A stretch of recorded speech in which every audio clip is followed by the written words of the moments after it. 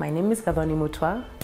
I am a creative and I work in multiple medium. So I work in film, I work on stage, live and digital, basically a mix. I went to Roslyn. So I did a year in USIU, or 2 SEMs. And then I did a year in Canada, and then I did the rest of my 2 years in America.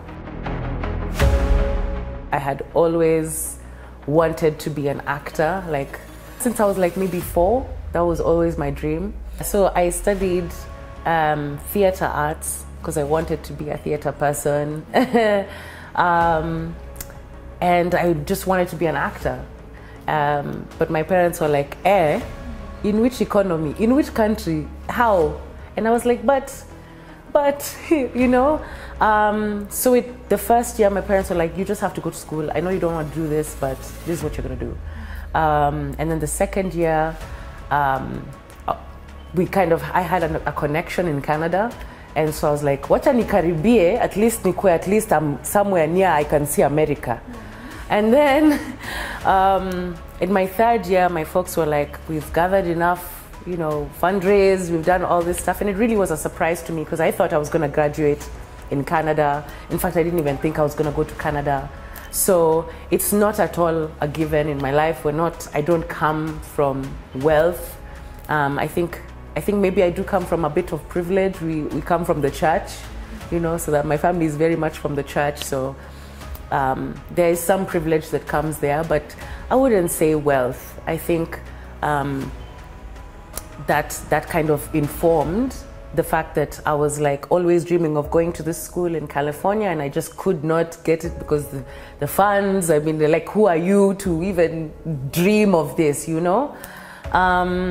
Yeah, but somehow there is a God, you know, so.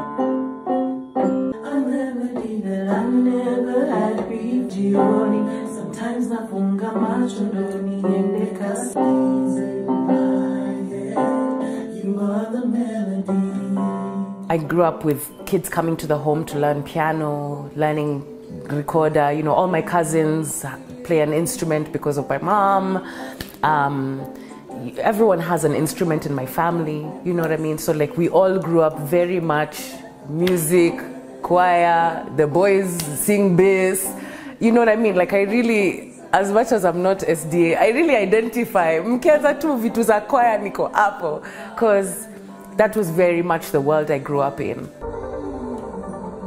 Bonsoir à tous, voici la lecture d'aujourd'hui. Music was kind of the family thing, and it's in me and I love it. But I think acting became like telling the story, not through music, but actually just being like, here's the story. You know what I mean? And like telling it in a way that everyone can relate to and engage with. Because you're like, yeah, even me, I just walked down that street, or even me, I just bought maize or whatever. That's relatability of feeling like I actually stepped into a world that somebody else is living, or telling a story that happened years ago. That to me was so interesting. And I was like, because music limits you, it's 2-3 minutes. It's a very compact thing, but movies can go on for hours. You can do series, you can do. So that world really captivated me because I'm like, okay, you can tell a specific story in the way that you want. Appointment with Miss Sendeo. This way. Thank you. So my parents were supportive, but they are the most practical people. They were like, so where, and to this day, I must, so where is the money coming from? If I could tell you the number of times that question has come up, it's so many, because my parents are very, very practical in that way. I think they see the goal. I think they see the trajectory. They see that who have been privileged enough to see kind of what Hollywood looks like a little bit from the inside, that I can see how Kenya could maybe get there.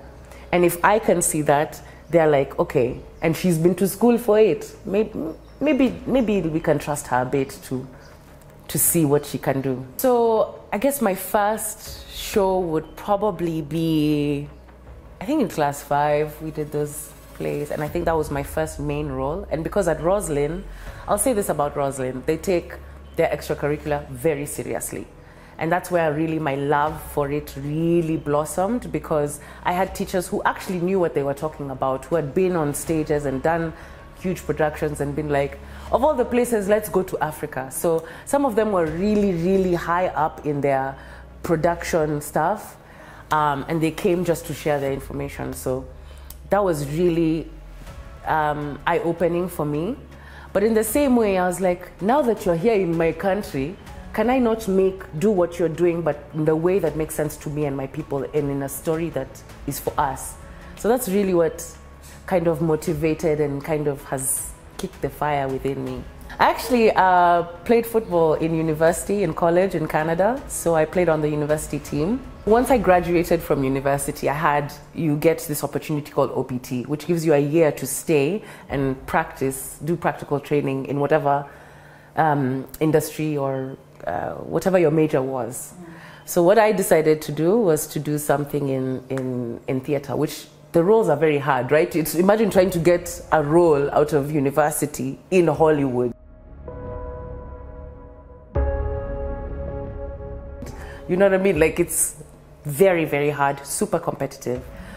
So what I decided to do was look for all the background opportunities that you can, because those pay well. So you'll find, we've had the conversation a lot about how I used to clap.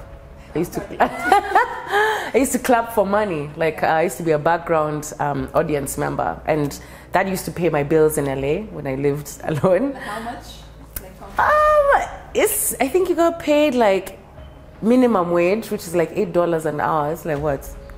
oh my God. Yeah, a couple, 700 shillings an hour. How many hours did you go? But now it depends on the show. So some shows were only 3 hours, and then some shows, the longer the better. But remember, you're clapping, and you might not be able to go to the toilet, and you're hungry, and some of them are 8-9 hours, and it's not necessarily a good or interesting show.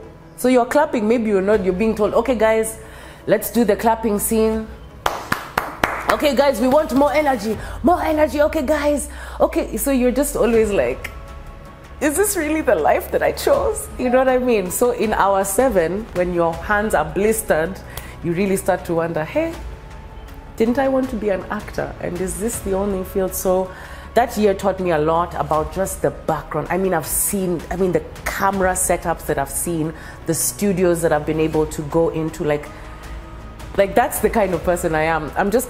I love the space so much, so I find some optimism. I used to go in and just be like, I know we're 600 people lined up to be audience, but I was like a kid in a candy shop. I was just like, wow, the lights, the camera, I can't believe the wardrobe, look at the makeup person is doing this. I was just so mesmerized, and I just loved it all. So for me, it was more motivating to be there after the 8-9 hours. I'm like, yeah, but maybe someday, I'll get to be a producer, or I'll get to be an actor on this thing. Like, that was so motivating to me. So let's say if the bottom tier is audience work, then you get background work, and then now I guess this one would be like this is like background, extra. Yeah. There's background, then there's extra. You know what I mean? Someone who's actually sort of featured in the scene. So I guess the one thing that people usually say, like, oh my gosh, you were in Lucifer, which is a series. So I was in episode 1, season. I was in the very first pilot. We didn't know anything about this show, how well it would do, whatever. I just remember the director describing, yes, there'll be SFX, special effects of this guy with angel wings, and so you guys need to move because you need to walk around the wings. And we're like, what are you talking about? But now that, I don't know which season of Lucifer, it seems so obvious. It seems so, yeah. So shows like that, there's this one for zombies that went on for long. That one there was always roles coming in for that kind of thing. I think I tried one for Scandal. I tried to get background. I don't think I got it. Yeah, I did a bunch of shows like that. But because, unfortunately, it's so hard to get those roles, I just found myself getting into production. When I came back, I tried to get more acting roles because I had done a lot of production, and I was really tired I was like, now that I'm home, I know in the States you didn't want me because I'm a black African girl. I know that, okay, I get it. But now that I'm home and amongst my people, you know what I mean? Give me the roles, you know, so that's kind of the energy I came home with. Like, now I know everything that I needed to know. I'm gonna be the best extra that you need, the best whatever. So I came home really looking for roles. And unfortunately, I still didn't get them because now people are like, what role have you done? And I'm like, I've done A, B, C, D, E, F. And they're like, where in Kenya was that? And I'm like, no, it was in Hollywood, as in. They're like, no, we don't know how you work within this environment. So it was really shocking to me because I thought, minli kuja na kebori. I was like, okay, let me look for teaching jobs. Because of course, if you have a job like English and nobody wants to hire you for whatever, you do what? You teach. If you have a music degree and nobody wants to hire you, you do what? You teach. So Mimi, nika follow formula. I said, oh, no one wants to hire me, but I have a lot of information, so let me do what? Let me teach. So I think I have sent an email. This is what I always tell my mother. I think I've sent an email or a message to every person in this country who does anything related to art. Ukisema ni Power 254, ukisema ni Kenyatta University, ukisema ni Nairobi Art Center, ukisema ni, I could literally list you off anyone and everyone who does anything performing arts in this country. They have an email from me because I came home and I just sent messages, I called, I went to offices. Like, I know this is my calling. How can I make this work? Even if you don't want to hire me for acting, maybe I can do producing. So the producing stuff started to get me jobs. And that's what now I started to do. Kidogo, kidogo, I started to hear, oh, there's this, you know, so you start to get the casting notices. Oh, there's this job here, there's this job here. And I was like, I bet you didn't know I can actually act. So nikatoa your weapon. I was like, actually, here's my main weapon. And from there, the rest is history, man. I think I started doing This Is Life, which I think, back to your original question, This Is Life was probably the main one now, which is, I have to think so many years between when I was actually wanting to be an actor and when I got my first proper, let's say, paying role, like on screen. It's like so much time. You're fucking pathetic. And like way longer than I had expected. But that just goes to tell you there are so many talented people who have no avenue and have no recognition. And some of them have paid their way to go to the most expensive place to be found and are still not found. So it's a very challenging industry. Me, myself, I've been burnt. But I guess it's that thing of, you know, things go haywire, but the chaoses sometimes are very small and they still hurt. You know, maybe you really thought you'll get a job and you really feel like it's you, and then you don't get it. So it happened. You've made it to the final selection. Actually, that was my idea, sir. She's going. How is it being Sintamei? First of all, we're 3 seasons deep, which I'm so grateful. It has been a roller coaster. It has truly been something. It has been something. There's so much that I've learned from the role of Sintamei, and who she is as a person, and how she's grown over the seasons and changed over the seasons. So I'll stay. Let me start with maybe my cast and meeting everybody. So let me start with actually my audition. The very famous audition, which everyone asks me on every interview. Tell me about the audition process. And I say, for me, it was quite simple. Nilipita steps. I'm like, oh, this one really looks like she knows what she's doing. But then I got to the main event, okay?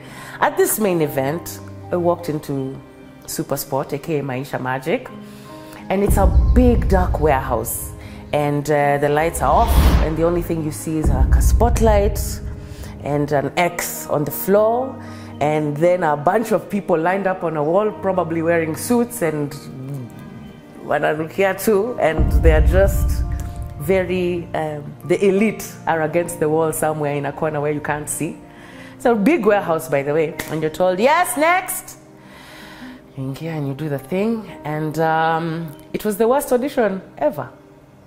I think what happened was I was so ready for that to be my role that I was so in my head, like, so I was trying to hit the marks. And the thing about acting is you have to learn all the information and then forget it.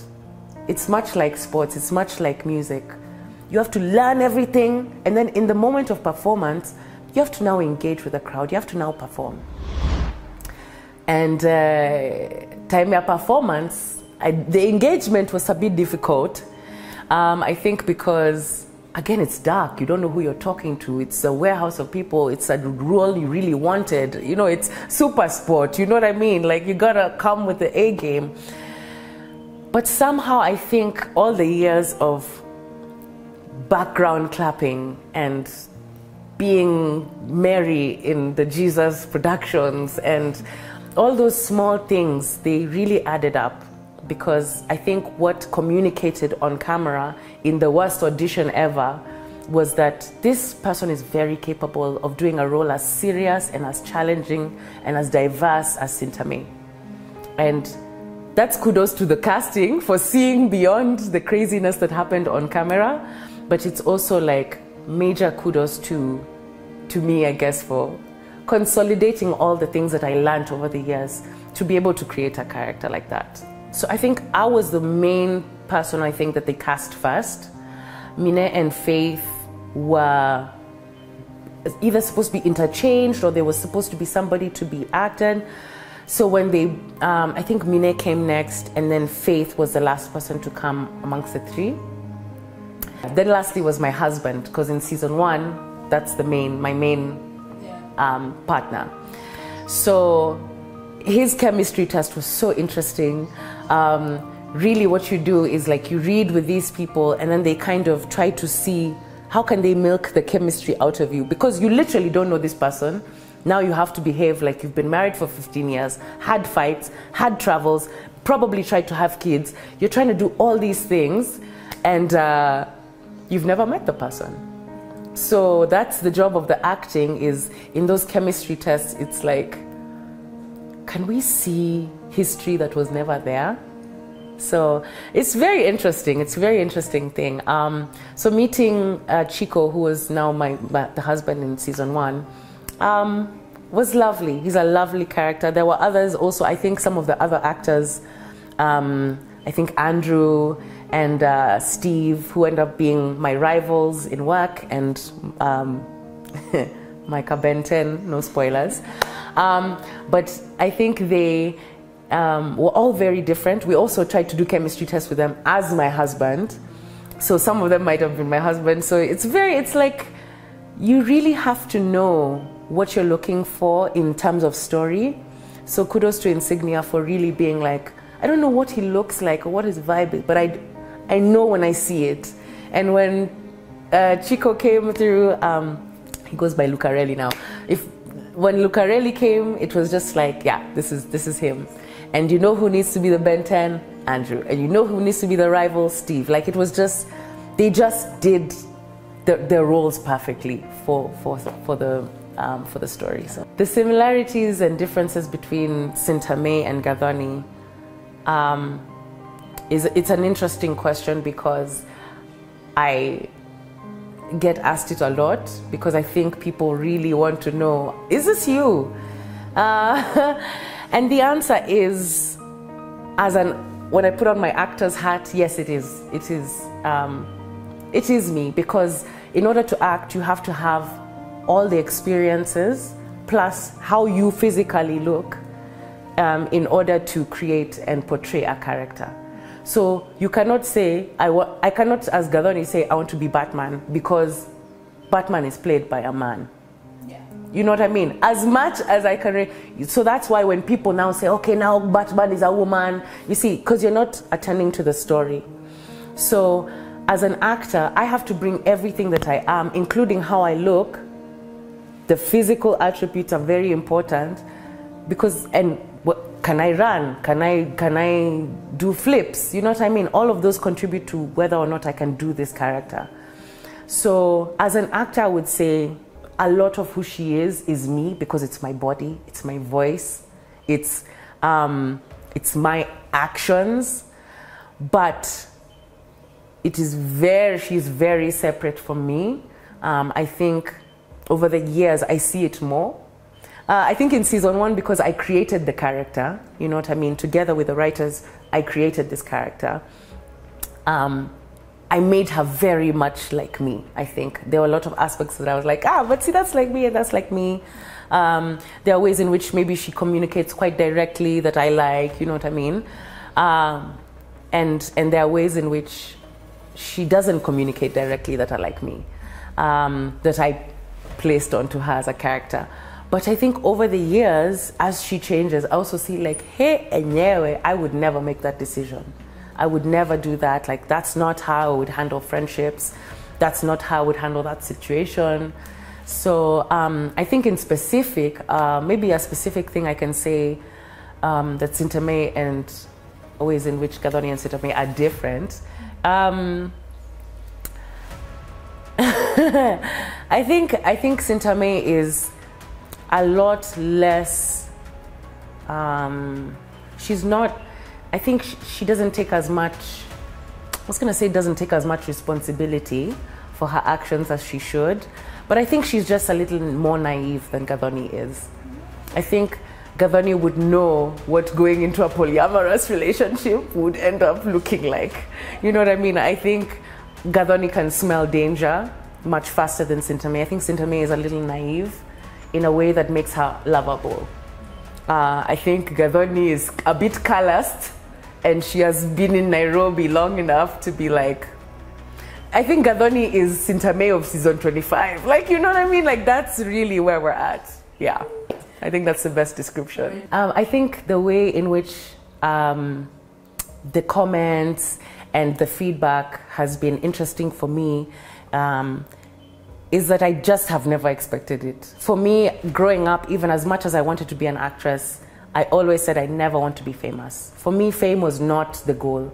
For me, I loved acting. Like, I loved the craft of it. So I think it has been interesting because I always knew what fame does, but I didn't know that fame really connects characters and the actor who's acting behind it, because social media and all that has kind of almost made people confused. Like, is this actually a real person? They have a real page. You know what I mean? Like, there's a whole plethora of information on this character, so they feel real to you. You know what I mean? Single Kiasi, we have a whole page. We have us talking outside this. There's a whole world of Single Kiasi, so it feels very real to an audience. But we go there and we create the scene every morning from scratch at 8 a.m. and we shut it down at 8 p.m. So the thing that you see is a created world, and for us it really is like, it's so important for us to switch on our lives and switch off our lives to be able to do the craft. So in order to come to set and act as Sintamei, I have to switch off my life at whatever time I get on set, and I have to start thinking, how would Sintamei react to this? How would she drink this thing? How would she, you know what I mean? All of the steps have to go into my body. Remember the 15 things I was saying, like, I've been married to this person for 15 years, but in the morning, I almost got run over by a matatu. How am I gonna, you know what I mean? How do I connect those worlds or disconnect them? So there's a very, and that's what the craft of acting is about, is creating that reality in a way that's safe and healthy, which doesn't happen often. That's why you hear of suicides and mental health problems, because people don't know how to de-roll. So the craft of acting is very involving, because it means that you switch off your life, you switch on this life. And so in a world of social media, where it's now following you because now hashtag Gathoni Mutua, hashtag Sintamei, hashtag Single Kiasi, hashtag, you know, it's all one thing. I think that's where people get confused. Oh, but I saw you take a picture and it looks like the same person who's Sintamei, and aren't you guys like the...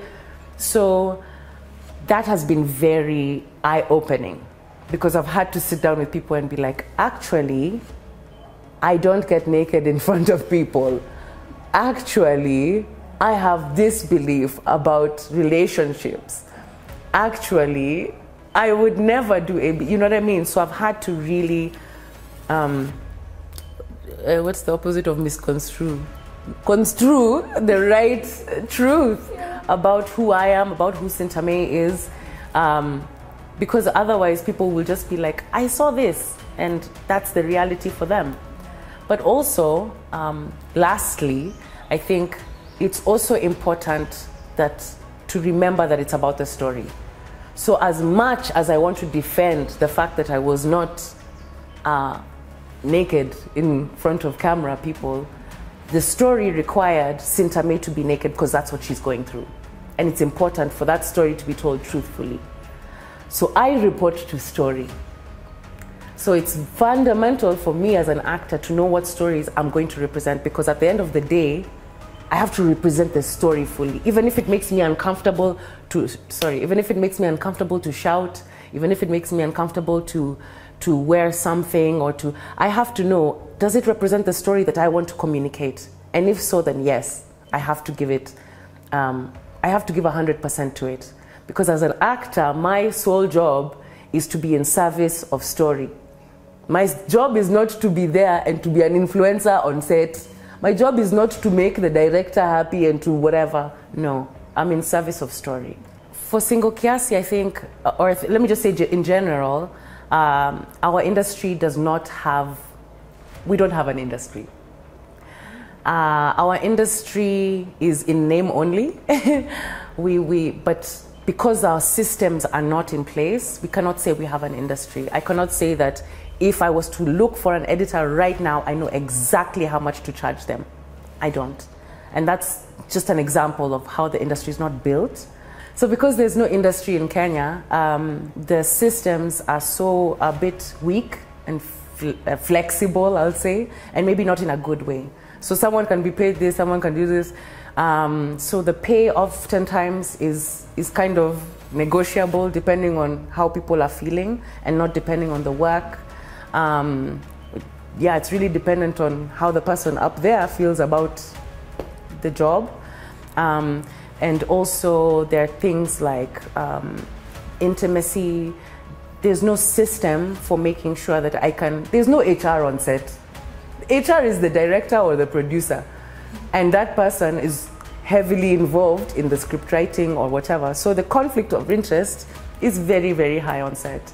So in order for me to be like, I'm very uncomfortable with this, I have to get the cojones within me to be like, to go to the producer or the director or whatever, which might not happen for someone who is 8 years younger than me, who is their first role on set. And so for me, it's been a very intentional thing for me even to be outspoken when I'm uncomfortable, because I've done this for years. I've gotten the opportunity and the privilege. I was blessed to be able to be that person, to go to Hollywood, to see how people are treated, to come here, to be treated, to go and to just be exposed enough that I can come and speak for someone else coming after me. And that's the intention for me. When I have students who come to me or people who want guidance, I can say confidently, do A, B, C, D, or when you go to the producer, speak in this way, talk to this person, you know what I mean? Like, I have become now the intimacy coach for these people because there's no system. So those challenges for me, it's a challenge, yes, because there are often times I wish I had someone like that on set to speak for me. But I think the positive of that is that I can see in my own sets. I'll even speak for Single Kiasi. The earlier productions, I was uncomfortable with something and it would be like, okay, but see, you'll still work. But I think over time, they've also understood, and I think the industry has also come to learn that because we're in service of story, it's important for the story to be of maana. Like I'm not just gonna make that actor take off their clothes or swear for no reason. You know what I mean? So I think directors and producers have become more intentional about where the nudity comes and why, and where the violence comes and why, and where the crude language comes and why. You know what I mean? Because also you don't want to have people talking in a way that they don't talk. If you're trying to portray a gangster and they're not swearing once, you'll be like, there's something wrong with this picture and I don't know what it is. So there's something about being in service of story that if everyone is on board, meaning the writers to the producers to the directors, you don't have those challenges. Because everyone, once they're serving the story, you don't have these intentions of, but I really just want to see a thigh. You know what I mean? No, it doesn't serve the story. Or, you know, I just say the F word. Like that person. Would they say it in that circumstance? Is that something that's true to their circumstances? So those are the challenges, but I think they also have a flip side where now we learn. We're like, oh, okay, that was difficult for you. You're not comfortable with this. Okay. Can we make policy going forward? Okay, when you do this, or can we get a body double, which they did for me? I was like, if you really want to tell this story and I'm uncomfortable, can we talk about body doubles? So now we've done body doubles. We've talked about changing or cutting certain scenes in a way that's more palatable, you know, to my parents who are watching ever. You know what I mean? And also just for myself, when I go to bed at night, do I feel proud of what I did as an actor in service of story? How can we help the upcoming creators come into this is, number one, on the producer side, they have to tell true stories. You know what I mean? If we're all trying to tell a Real Housewife story, there's not going to be much diversity. But if we all tell stories about how this morning or the last time I went for a funeral, what did it feel like? You get something like Disco Matanga. You get Jackie VK's whole series. Or what did it really feel like for me to fall in love and get cheated on by a specific kind of guy in Nairobi? You get shows like Toxic. You know what I mean? You get innovative things. You get, you know, what do I really feel like an undercover cop would be like? You get undercover, you know what I mean? Like when people really can get to the core of a good story that is ours, I think you really get more diversity.